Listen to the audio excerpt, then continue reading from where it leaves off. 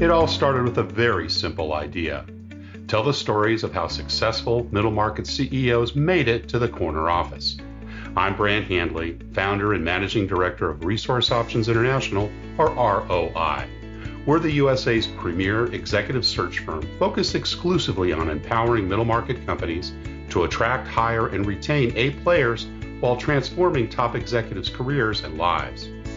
ROI's Into the Corner office is dedicated to discovering how middle market CEOs advance their career, and we're making these remarkable and sometimes quite unbelievable stories available to you for the very first time. Listen and learn about the challenges they've overcome, the interesting people they've met along the way, and the lessons learned that steered these executives' unique journey into a middle market corner office of their own. I know you enjoy these CEO stories as much as I've enjoyed recording them. So thank you for listening today. And if you like what you've heard, rate us on iTunes or wherever you get your podcasts. I'm looking forward to you joining me on the next great middle market CEO adventure into the corner office.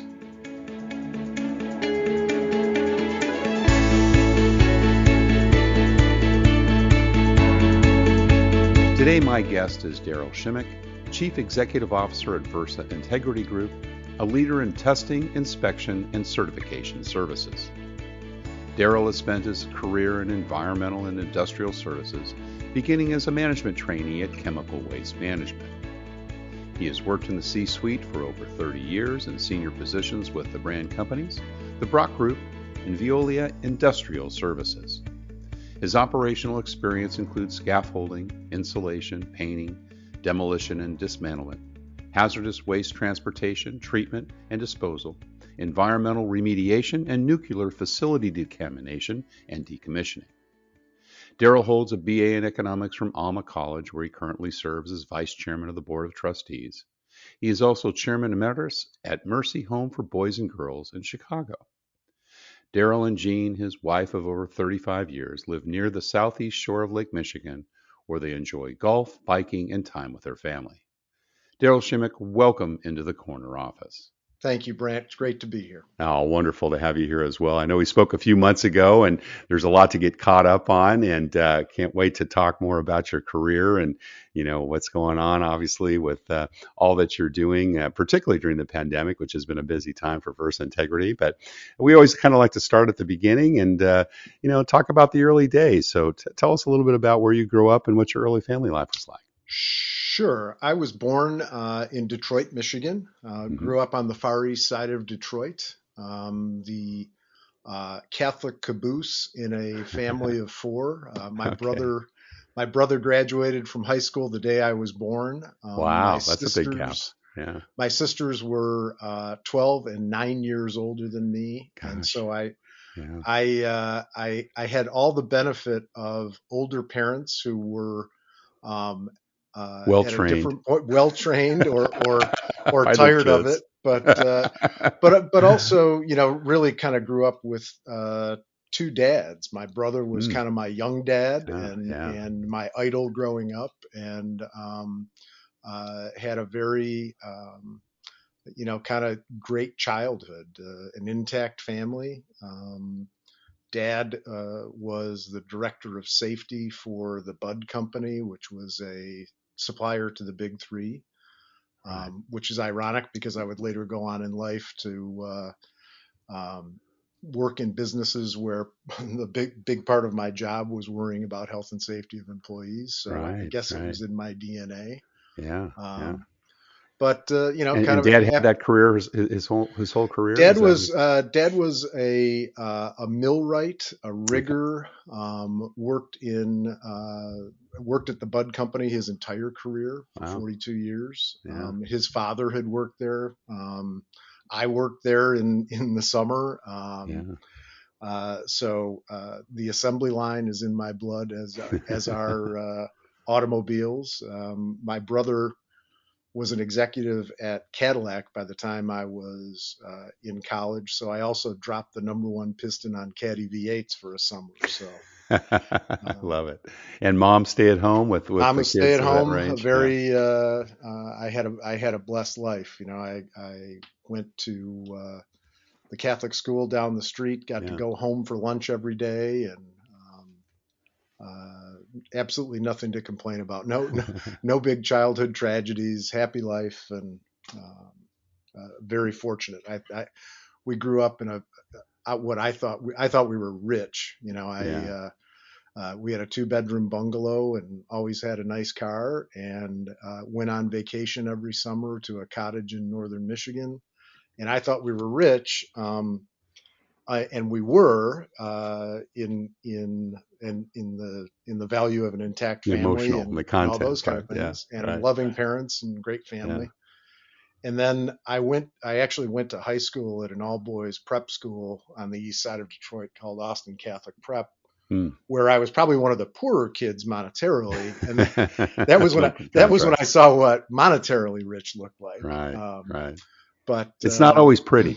No, but it's an eye-opening experience when you ride your bike to your new friend's house your freshman year, and a maid opens the door when you go to the friend's place. But interesting, great experience. Well, some of those early days. Tell us a little bit about some of the lessons that mom and dad kind of. And older brother, dad number 2, I guess, imbibed in you, and some of the things that you remember from those early days. I think just the classic. My father was someone who always put his family first, no matter what, and I think the way they parented was in a very loving but disciplined manner, and I wouldn't say. It was really just about setting expectations for behavior. It wasn't, we weren't living under the under the threat of bodily harm. It was, for some reason, it was like the worst thing that you could have done was have your parents say, "You let us down." You disappointed, and I think my wife and I have 4 children who are now grown, and I think that parenting style probably was what she grew up with as well. Stuck with you. So I would like to think that now if we get my kids on the line, they may think differently, but we just, that the expectation was that you would work hard, behave, and be a good citizen. Right. Cool. What other influencers? Were there specific coaches or teachers that you remember, and things that you picked up along the way? I had great teachers, my entire life. Great teachers. When I was in high school, as I said, went to, kind of the transformative experiences in my life are all related to schools. Right. Austin Catholic Prep was a great college prep school. Unfortunately, I was in the last graduating class, but had some tremendous teachers there. One in particular who has passed on, a guy named Tom Bailey, who was the head of the English department at Austin, and who also got me involved in theater and public speaking at an early time, and Great business prep classes for those out there. Well, there's really it has served me well, for sure. Indeed. I went through debate and also a lot of public speaking things, and you never know when you're going through it. It can be difficult, particularly for those that maybe don't have that type of personality, but boy, you can learn some really great habits early on. They are skills for life, and serve me well. Were you a good student in school? I was always a solid A- B+ student. I think at Austin I was probably in the top 10%, but certainly never in the hunt for valedictorian. My English, my verbal skills are great. And I was an economics major in college, but math does not come easily for me. I've always had to have a really good CFO. That's smart. And that's a good strategy anyway. It is, regardless of how strong the skills might be. No question. I mean, I understand the debits and the credits, but I really need somebody like that at my side. And knowing what you need is a key part of that. You mentioned theater. Were you involved in stage productions? And Oh yeah, what I did you was. do? Yeah, We put on 2 full-length musicals every year cool. at Austin, and Yeah, it was important because it was an all-guys school, yeah, and right. that's where and the girls from the all-girls school uh, came over to be in the play as well. That's so they So came that into that the so it that wasn't was guys doing the female roles, which no, would make it very interesting. it was crucial to get to interact with the beautiful women of Our Lady Star of the Yeah, Sea. yeah, cool. So That's great. one of And whom became sports? my wife. So when you Oh, talk very about good. you want to talk about why school choice is transformative, Absolutely. Yeah, the I am married integration. to my Yeah. high school sweetheart. Oh, So that's lovely. Was she in one of the plays as well? Did she come over and? she was, Yeah. but I laid eyes on her for the first time my freshman year. I was waiting in the bleachers before a basketball game, and a girl in a yellow head ski jacket walked in. And I didn't know, and a lot of these guys knew each other because they went to the same grade schools and everything. I Sure. said, Right. Yeah, "Who they is grew the up there. girl? Who Yeah. is the girl in the yellow ski jacket?" Yeah. And my friend Jim Vaughn said, "That is Coach Pooker's daughter." Ah. And Right. he was the athletic director and head football coach at Austin Catholic Prep. And I said, "That is the girl for me." And he said, "You are out of your mind." Yeah, when somebody gets introduced as somebody's daughter, that's always a A big red coach's flag. daughter, So, Oh, that's and awesome, Darryl. so we're 36 years in. So we our first date we were 15 years old, but we've been married Wow. for 36 now. So I think it's Congratulations. going to work out. That's great news. I And she love to still hear has the jacket. it. I love it. Well, you went on to Alma College. Tell us I about did. that choice. Um, and Alma was one of the other experiences that really set the trajectory of my Yeah. life. And Is it a what Jesuit or a it Catholic is school? Presbyterian actually. Presbyterian. Okay. Hmm. Although probably 40% of the students are Catholic Right. because it's Right. it's a private liberal arts school Sure. in the dead center of Michigan. Yeah. And I went there initially because in 1978 when I graduated from Austin, there was a professor at Alma College named Dr. M.J.J. Smith Hmm. who ran their pre-law program. Right. And MJJ was larger than life and had a tremendous track record of getting students into top shelf law schools. Hmm. And at that time, I was convinced that I was going to be an attorney That because was your trajectory. Yeah. looked really Yeah. cool and I could read and write and speak. So kind of Right. had basic tools. And at Alma, I actually had the opportunity to work for an attorney while I was an undergrad. And I realized that it was nothing like it looked like on TV. Hmm. And he was a general practitioner. We remain friends to this day. Hello, Bill Goggin, and Nice. thank you for steering me on a path away from law school. But no, it was a situation where you kind of realized, okay, and Bill did everything from divorces to criminal defense Hmm. to outside local counsel on a product liability case for John Deere. And what I came to realize, it was like, wow, man, we're defending this guy and he's guilty. Wow. and, Yeah. I never wanted to do that. Yeah. That And there's gives you a pit in probably the stomach. Yeah. Yeah. nothing more depressing than family law. Right. Um, Sure. and so I got to my senior year and it was like, I'm not doing this. And my family didn't have any money really. So I would have been going into debt to get there. go to law school. And as luck would have it, one of the founders of Waste Management, a guy named Larry Beck, Hmm. was on the Board of Trustees at Alma while I There you was go. there. Yeah. And I got to know Larry through one of my jobs was I worked at the president's house as a waiter and a bartender. Yeah. And had gotten to know Larry, and I was a good student, and I was all set to. I didn't know what I wanted to do. I was on track to get an offer in advertising with Leo Burnett in Chicago. Senior year, I got called into the president's office one day, and the president, who I had become friendly with, because I worked with him. Oscar Right. Remick said, "What do you want to do? What are your plans?" And this was early senior year, and I said, "Well, I'm pretty sure I want to move to Chicago, and I have this thing going with Leo Burnett." And he said, "Well, Larry, I want you to call Larry Beck because he and I were talking about you. And Larry thinks he might have something that's interesting." And at that time, they were starting a management training program at Chemical Waste Management, which was the hazardous waste side of the business. Right. So it happened that I was going to Chicago for a meeting with Burnett. Had, of course, arranged it so that the meeting was on a Thursday. I would blow off Friday and spend the weekend with one of my fraternity brothers who was already living in downtown Chicago. Right. And so I called Larry, and he said, "Come on over on Friday for lunch."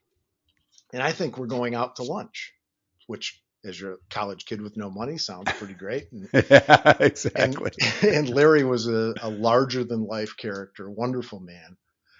So I go to Waste Management's headquarters. He comes down, but he does to the lobby, but doesn't have his jacket on. He's just got his tie on, and he says, "Come on upstairs. We're going to have lunch." And I had lunch at this time, Waste Management is less than $1 billion business. Right. And I had lunch with Larry, Dean Buntrock, who was one of the other founders of the company, who was the chairman of the board and the CEO, and another guy whose name you might recognize, Wayne Huizinga. Oh yeah. So Wayne would go days. on. Wayne was the vice chairman at that time. Wayne would go on to the Miami Dolphins, CarMax, kind of name it, right? Yeah.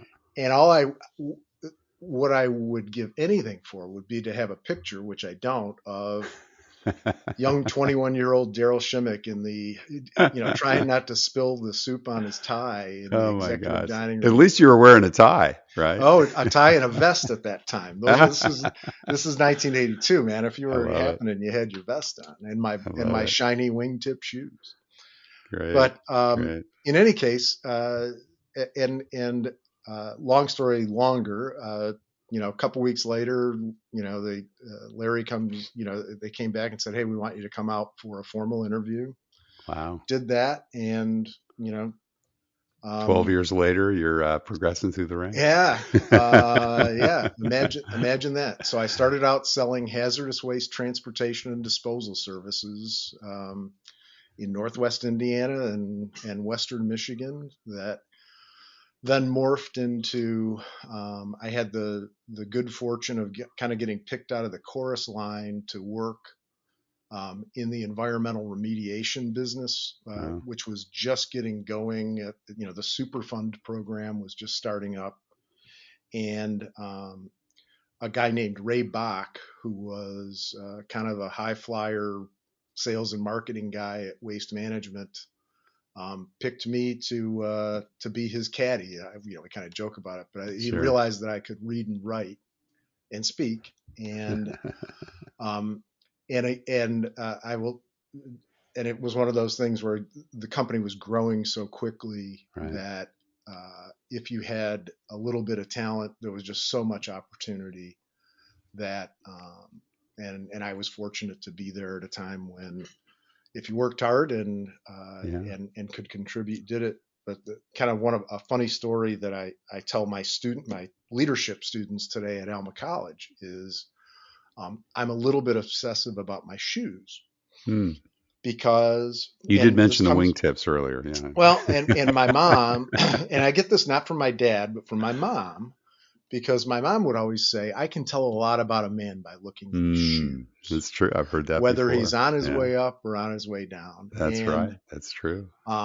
As I progressed at Waste Management, there was one time Ray and I were on the road and, having dinner, and I said, "Hey, I just got to ask you, why me? Why'd you pick me?" Yeah.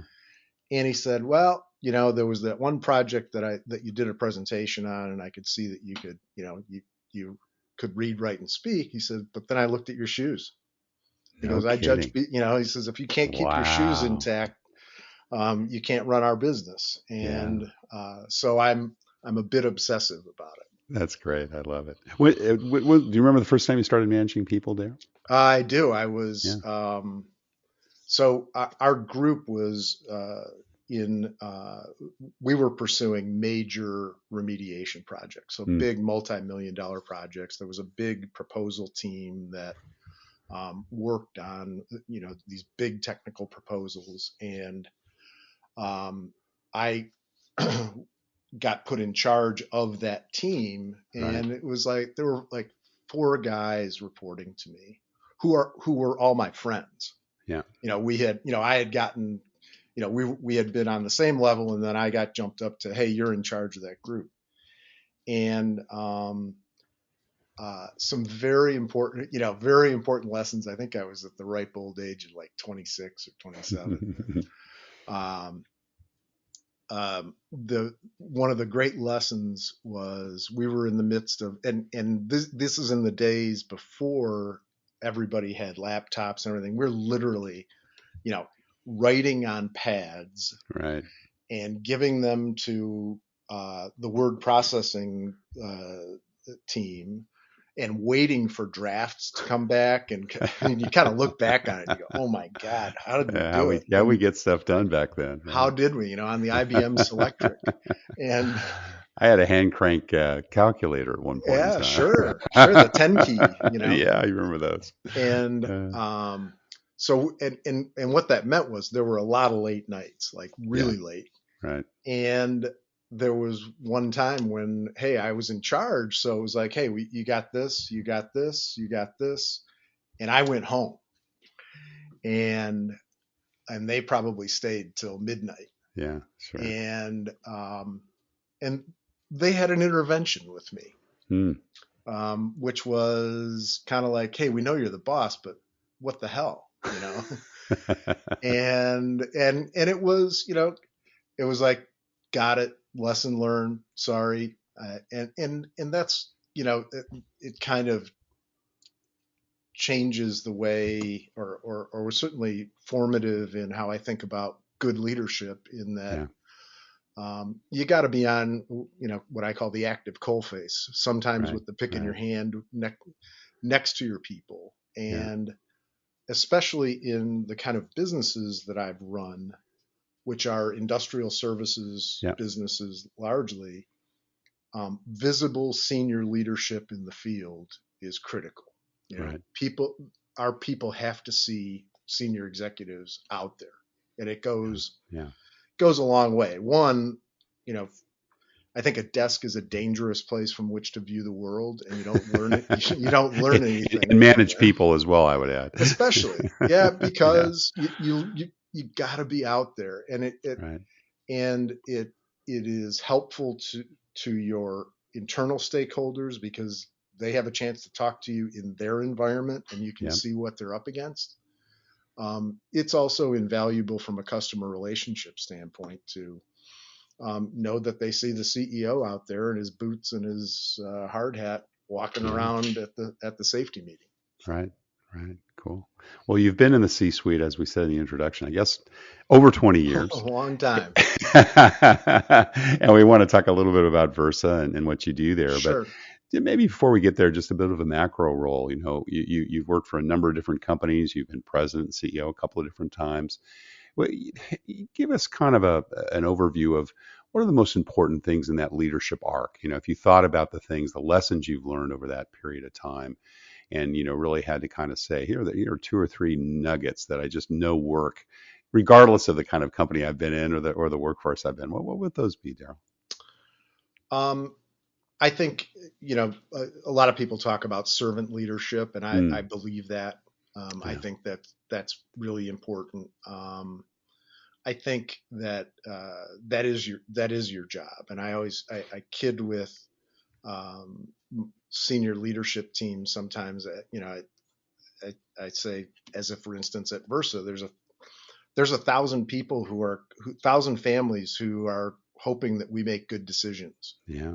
And I say, so if you're ever having trouble staying awake at 2 a.m., that's what I'm thinking about.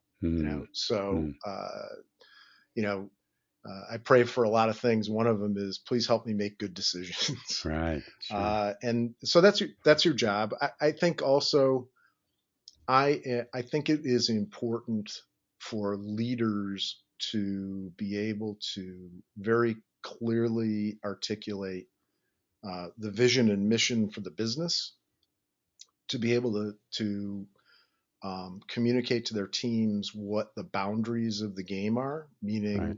these are the behaviors we're going to tolerate and encourage, and these are the ones we're not. Right.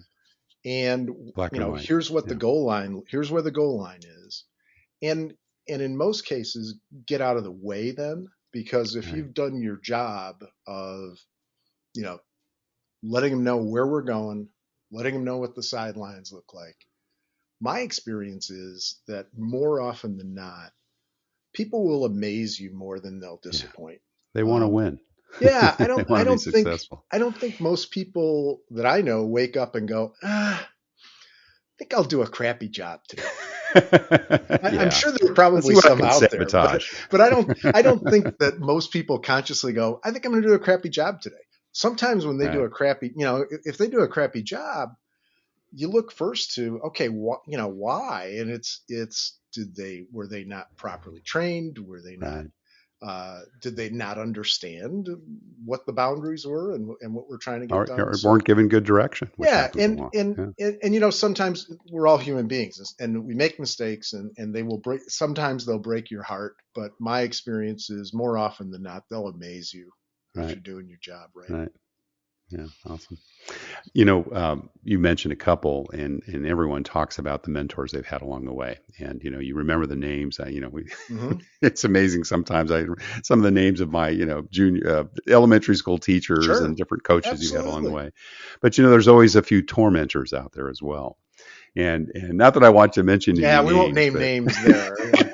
But is there behaviors that you've seen or things that you said, oh boy, man, I just know from my heart that's not the right way, and chose to do things differently based on maybe bosses or folks that you had that Well, in a couple of my assignments have been turnaround kind of situations where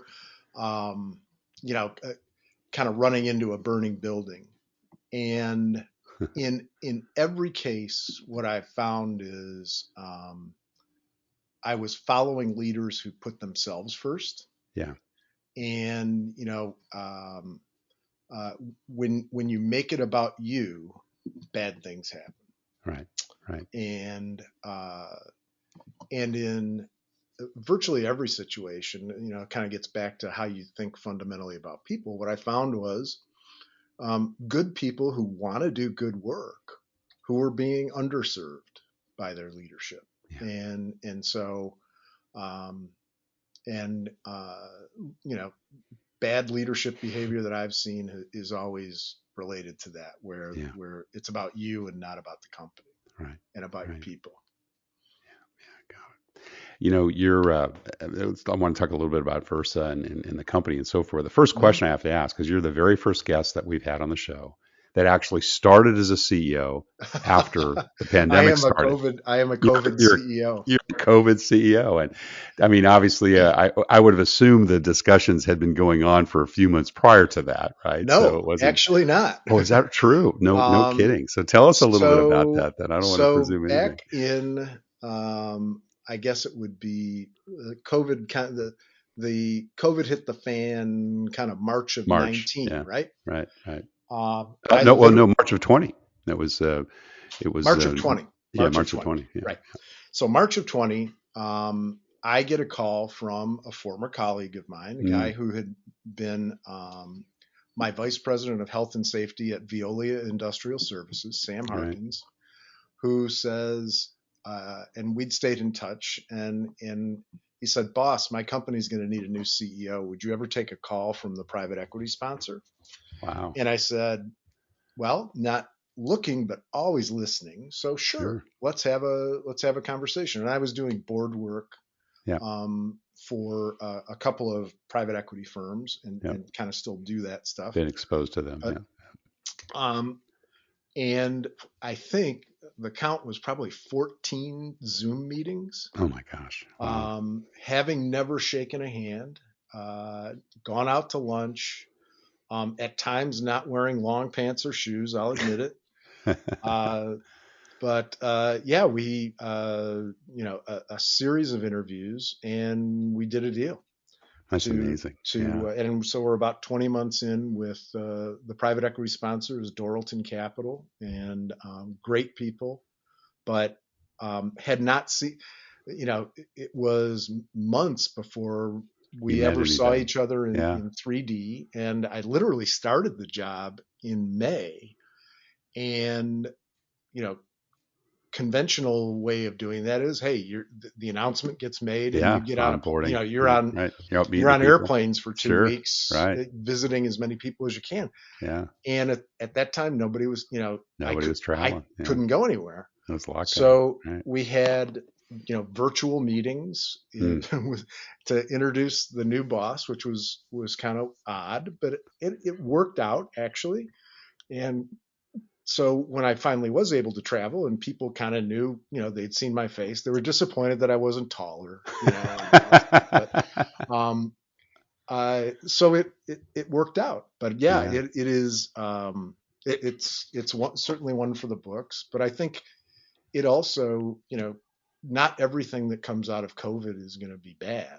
Right. And I think we've learned, and continue to learn how to work better and smarter remotely. It offers a lot of options for us. And I think, it certainly has changed the way I think about travel for internal meetings, especially. Right. You can get a lot done if you, and there's no substitute for face-to-face, and we still do that a lot. Yeah. But for a lot of internal discussions, I think people have gotten more comfortable with it, and it's pretty efficient. So, but yeah, I'm a COVID CEO. COVID CEO, that's great, a one of a kind. Well, tell us a little bit about Versa. Your footprint, what you folks do, and the markets you serve. Versa Integrity Group is in the testing, inspection, and certification space. We do the full suite of non-destructive testing and inspection services for clients in the refining and petrochemical, both upstream, midstream, and downstream, and inspect tanks, pipelines, components, anything where there's a critical weld that needs inspection, and it can be as interesting as sometimes on space capsules and sometimes on amusement park rides. The company has about 1,000 employees across the Gulf Coast, all the way up to North Dakota, and out to the West Coast, and also a footprint in the Caribbean as well. Yeah. Yeah. Cool. Great. And it's been, your wheelhouse for so many years, right? I mean, had you run into Versa before? I knew of Versa, and was familiar with the inspection space, but because I'd always been working in adjacent services. Sure. But certainly know the customer base, and kind of the fundamental drivers of the business in this business are the same as in any industrial services business. The things that I worry about every day are health and safety. We work in inherently dangerous environments. Right. I think, and I'm the chief safety officer. It's ultimately my responsibility to make sure that our people, knowing that we're working in risky environments, that we are doing everything we can to make sure that they go home the same way they came, maybe a little bit more tired, but but come home safely. 3 times in my career, I've had to go visit families whose fathers were never coming home again, and that changes you forever. Yeah. And I will do just about anything I have to do to make sure I never have to go on another one of those. Yeah. And I'm pleased to say that I'm very proud of the safety culture at Versa. How do you propagate that? Because we always like to talk about company culture, Darryl. Yeah, so it's such an important part of what you folks do. It is really important, and so the way I think about safety is, and what I tell our folks is, I can't hire enough health and safety professionals to make us safe. It's just impossible. Right. We, as the operators of the business, have to own it. And every worker has to be first primarily responsible for their own safety, but also to be their brother's keeper, because the health and safety department is there to help facilitate the program and coach us and monitor us and make sure we're doing, make sure we got the right tools for the right jobs. But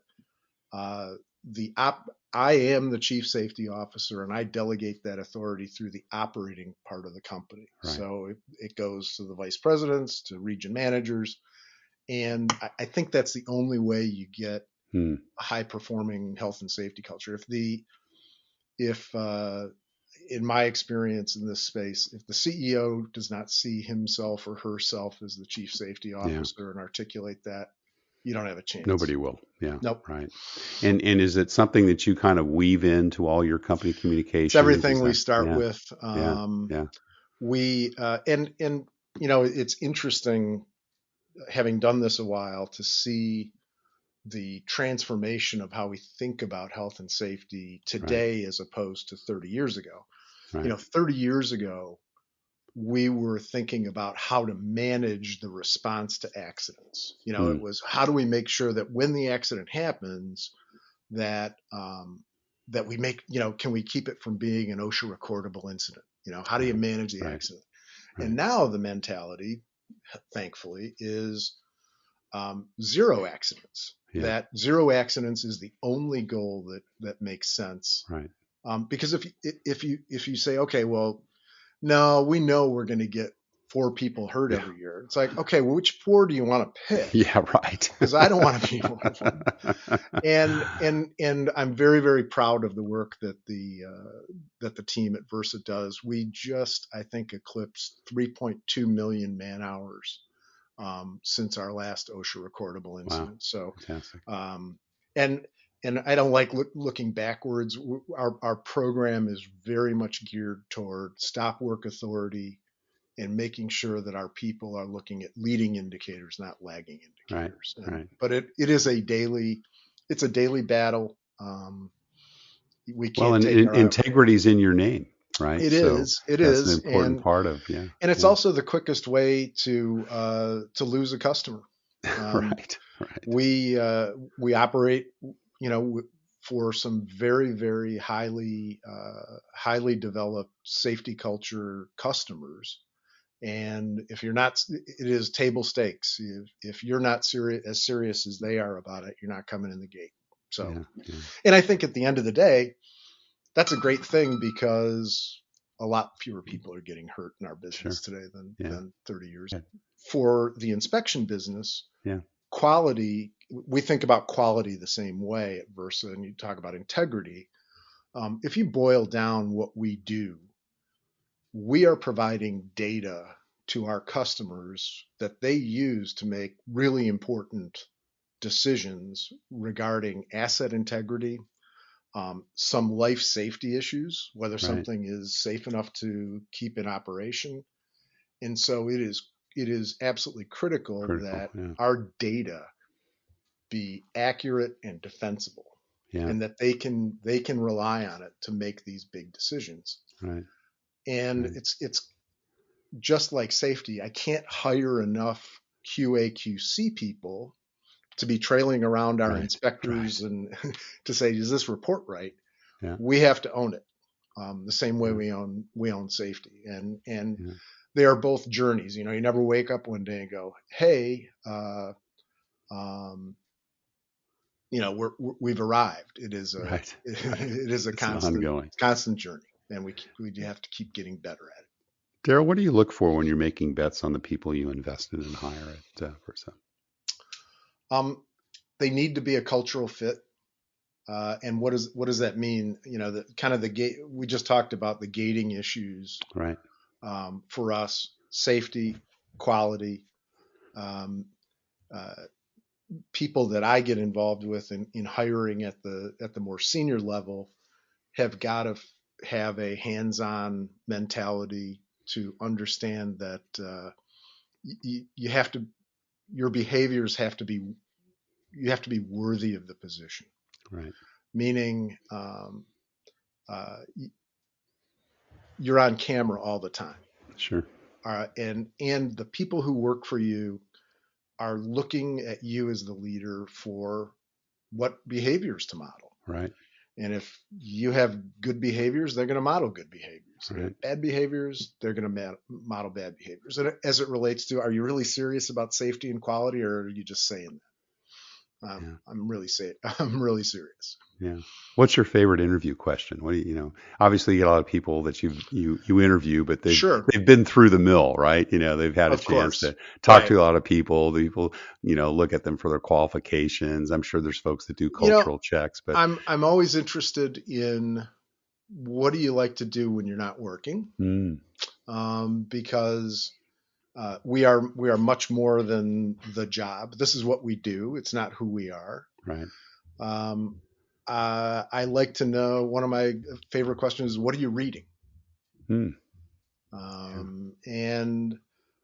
some people, it's not some people go, I don't like to read. Well, okay. Okay. That's a tell. Well, it's a little bit of a tell, I think. Yeah. You don't like to read anything? Yeah, right. What about the manual you're going to have or the job you're going to do? That'd be important. And I suppose it's a function of my age. I should probably ask, what video game do you like? Well, there you go. Right. Good. Cool.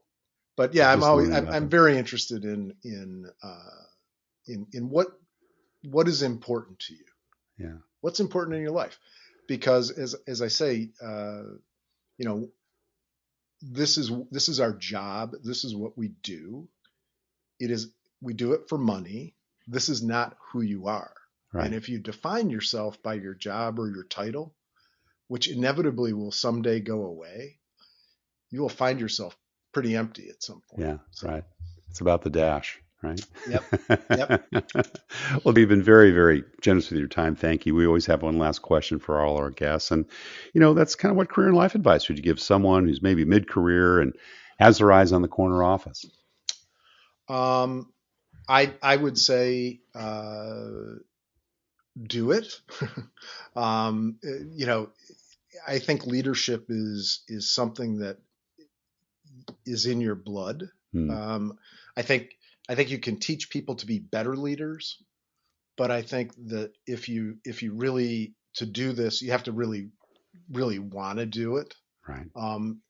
And all the cliches are true. It can be very lonely, can be tough. But what I would, this is advice that I give my students at Alma College every spring is,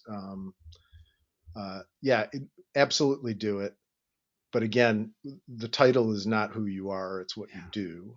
Yeah. And you have one box, that's your life, and you got a bunch of boxes that need to fit in there. You got a job box, obviously, got a family box, got a friend box, got a personal health box, got a faith box.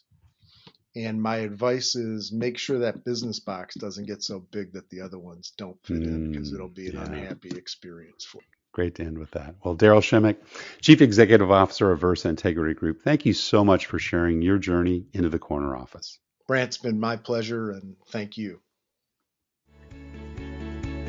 Thank you for listening to Into the Corner Office with Brant Hanley. We hope you enjoyed hearing our guest CEO story as much as we did. If you want to hear more CEOs reveal their journey into the corner office, please subscribe via iTunes and tell your friends and colleagues. For more information about Brant, Resource Options International, and the mighty middle market, visit www.goforroi.com. We look forward to having you join us for our next episode.